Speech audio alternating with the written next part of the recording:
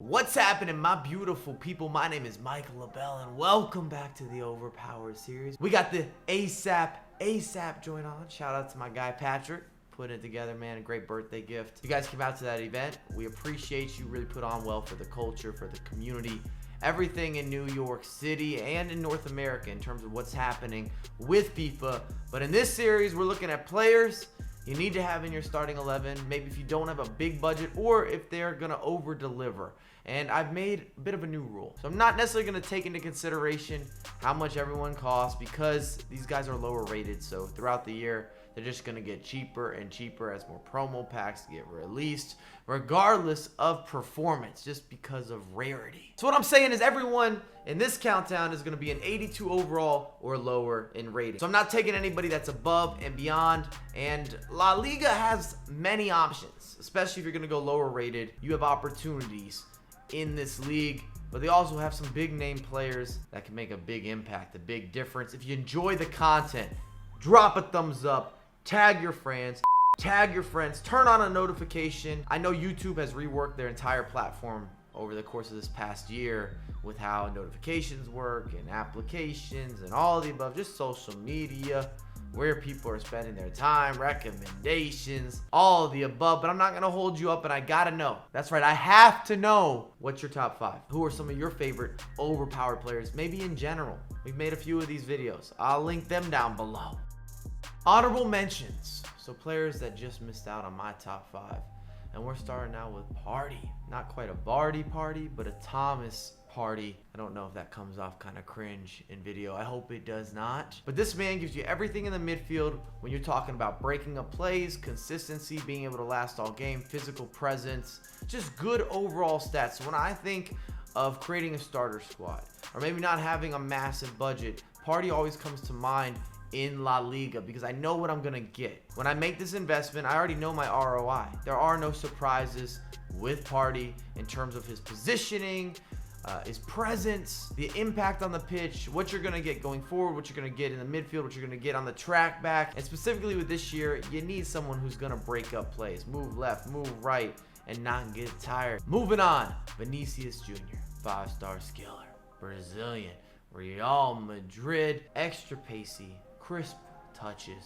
Of course, your skill move sessions, you can attack the space. Fake shots just look that much nicer. Ball rolls a little bit swifter. Drag backs, execution on point. And then when you add in the flare roulette or the heel to heel or the scoop turns or the running fake shot, that's a big reason we appreciate 5-star skillers so much. It's not necessarily for their 5-star skill moves, but their execution of every skill move is just better. It's just a little bit cleaner, faster. The explosion is there. They can be dynamic. They can give you that creativity. And this year in particular, speed kills. So when you have someone who's fast and creative, you can cut inside. You can play him as a winger, as an attacking mid, as a striker, and especially early on in the title before maybe you have that major bankroll. VINICIUS can fit into multiple teams. You get that chemistry, and then can also fill out a few positions on the pitch. Or if you've already got a beast team, couldn't ask for much better from a super substitute. Last of the honorable mentions, and I see you tweeting at me, talking about Morales in the chat, showing me highlights, 4-star skills, 4-star weak foot, 5'11". He's fast, he can finish a 1v1, he's gonna get in behind, he's explosive. The man fits the meta, he's got good stamina, he's really not weak, especially not when you're taking into consideration his size. At times, Morales resembles my pro club's build, or my pro club's build resembles Morales. Coming in hot! And it's not going to be a surprise. If you've used him, you played against him. Inaki Williams gets busy. Obviously, he has great size, physical attributes on attributes on attributes, stat room stuffer.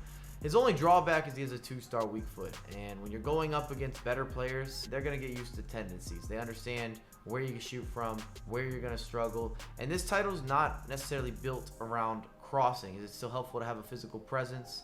Can you hold up play? You want someone who's fast and of course dynamic? Yes. But at the same time, that 2-star weak foot, and Inaki Williams is not the quickest of turners. If you're not already into space, or if you haven't received the through ball. So for example, maybe you have to create your own shot. You have to do some cutting left, some cutting right. That's where Inaki Williams has some noticeable flaws, because he can't shoot with his left foot, not with any level of consistency. He's not going to give you a bunch of Travellas, and his turns aren't as quick as you might desire.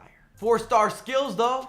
JOAO Felix, new to La Liga, 5-star skill moves, 4-star weak foot, and he fits my style of build-up. A lot of the intricacies, especially if the connection is clean, pass and move, quick touch here, being able to use some of the L1 dribbling, just finding the pockets of space, providing, creating, shot taking, his movement or sense of grace on the pitch, I really appreciate it. And he works for me.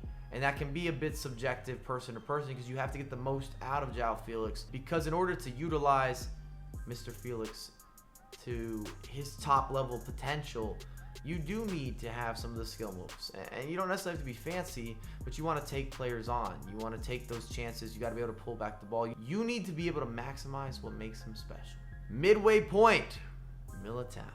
Not a surprise. Statistically, it's pretty easy to put him into a starting 11. You could even argue that Militao is the best center back in La Liga outside of Varane. I know Ramos is in the league as well, but something's not quite clicking perfectly for me with Ramos. I want to spend some more time with him. Militao is probably third. And Militao gives you another Real Madrid option where you can pair him with potentially Varane or Ramos. Maybe you can't afford both of them, or it doesn't fit for your squad, or you need some different links. It gets kind of tricky with fullbacks at times when you're putting together hybrids, you're trying to build out a competitive squad, getting ready for the weekend league. The point is, I approve of him. Tried out his foot items last year. This isn't new to you. There's been hype brewing. I don't personally prioritize center backs passing or their dribbling, but it's a nice bonus that they're not clunky, that they can facilitate. They have a moment of class. You can pick out a pass. If you see somebody making a run, you can pinpoint that. You've got accuracy. And especially as you get to the higher levels of FIFA, every installment, it becomes more and more important because of the preciseness that's necessary, the possession and the value of that possession, and being able to hit people on counters, especially if they are committing a lot of bodies into the attack, or if they're playing high pressure. You've got to have a bit of some pass and move. You have to make sure that the ball gets there on time. You can't be tardy, you can't be late. They'll write you up in school. At least that's what they did in the US. At the runner-up position, we have Ferland Mendy. And I know he's not cheap. At least not when I'm recording this video. You're looking at somewhere between 35 to 40,000 coins, which is a ton for a fullback. That's going to drop significantly as more packs are open, more promos are released. At the end of the day, you just can't keep that value. It's not possible, of course. But Mendy is special and expensive for multiple reasons. It starts with him being French, which helps with links, especially with hybrids. Also, as a left back, not that many good options in La Liga. A couple overpowered guys. I like Alba. I'm not a big fan of Marcelo this year, so Marcelo is a hard pass, a definite skip. Positioning isn't there. Something's missing. Doesn't have that added So you could argue that Mendy is the best left back in La Liga. Some people, I'm sure, would prefer him to Alba. Just throwing it out there. And he's going to get that strong link with Varane. But Mendy gives you everything. Going forward, tracking back, defending, athleticism, jumping, a presence. He can progress the ball in the offensive end. He can also handle it if he's somewhere in the midfield. He can make overlapping runs, natural positioning. It's not an issue. You can count on him. He's reliable. Just many good characteristics in a fullback, whether you're looking to be very offensive oriented or defensive oriented, or a combination of both. And leading the way, we are not getting away from the fullback or even defender theme here. The top three, here we have Semedo, Mendy, Militao. Tells you what's happening in La Liga. And hands down, for me, Semedo's the best right back in the league at an 82 overall, which does run his price up a bit. And he's never going to get tired, blazing quick. He's going to get to everything. And he's agile enough to really be special or gifted with some of the jockeying on the defensive end. Where you're cutting out passing lanes, you're making tackles, you're starting breaks and counterattacks, and you're leaking forward, or even if you're sprinting forward from the back, if somebody's trying to maybe take away some of that space or crowd you out. SEMEDO gives you multiple options, and as a FIFA player, you can appreciate that he's going to give you a chance to win matches, or he's giving you a chance to get out of trouble, or to use skill moves, or just to find the smallest pockets of space and allow you to get out of trouble, or give you that extra second to find the correct pass or the 1-2, or even if you have to go deep. That's going to be really important in this year's installment, especially considering at this point of the game, when someone hits you with a pressure after possession is lost, so they lose possession, all their players are going to crowd you out. You need your fullbacks to be an outlet, either to beat the first man pressuring or to pick out a pass. And if you have someone who's confident on the ball, you can sometimes get that extra touch that's necessary just to take a quick glance at the radar to see who do you have that's open, where are my outlets, can I hit somebody with a deep ball. And that also comes into play with your passing, your dribbling, the skill moves, the weak foot, all of the above. And if you want to be a skeptic or a critic, you might ask for a little bit more from SEMEDO on the passing end, especially if you're going for long through balls or some of those long passes where you need that Pirlo-esque bit of accuracy or feel or touch. It just has to be perfectly weighted. He might not have all that, but then at the end of the day, I don't expect SEMEDO to be Pirlo, right? Thanks again for watching. If you're new to the channel, it is free to subscribe, and I have a lot more content coming for you ASAP.